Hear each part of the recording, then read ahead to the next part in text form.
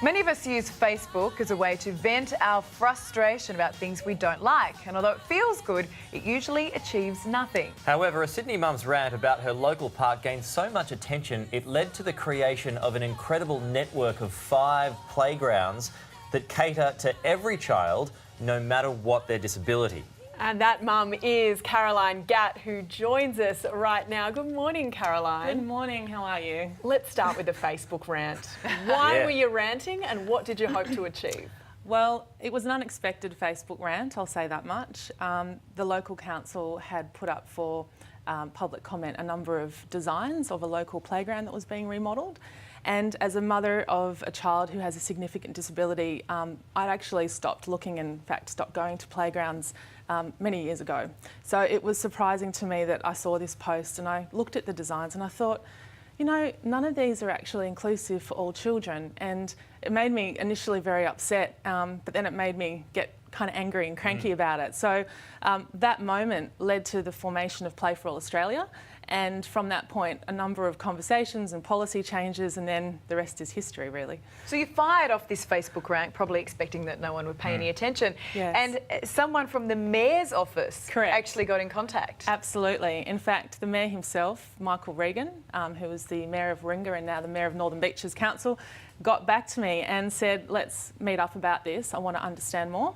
And so we did. We had a conversation and that, as I said, led to a number of amazing events, which I don't think any of us could have predicted, but very exciting. You have your own child who has a disability, right? Correct, I think we've seen a yes. picture, if we can have a picture brought up. Marcus. Marcus, have you noticed since you've been able to take Marcus down to this new playground, I mean, he looks pretty happy. Yes. You know, how much of a change have you noticed in his sort of demeanour and his, you know, overall behavioural patterns because he's able to go down to the local playground like everybody else? He loves wheeling. Marcus's special gift is wheeling.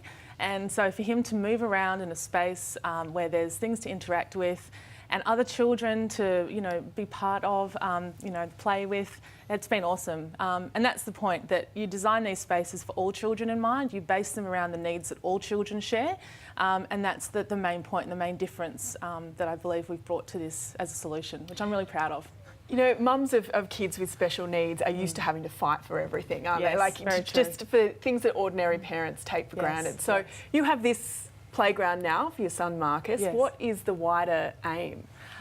Look, I think the first thing is raising awareness that inclusion does not have to cost more, and that when you bring a talented and diverse mind set of people and of many talents around the problem, you can come up with innovative solutions. And that's what we've done here. I think getting the word out, showing that local playgrounds can be inclusive and that you can do it in a really fun way that all children love based on their sensory needs has been our goal now. It's become our focus. So I love just looking at these pictures here because I mean it's so interactive, isn't it? You've got That's veggie gardens and chalk and we do. They're based around each of the 5 spaces is based around one of the 5 senses. So this one's all about movement and proprioception.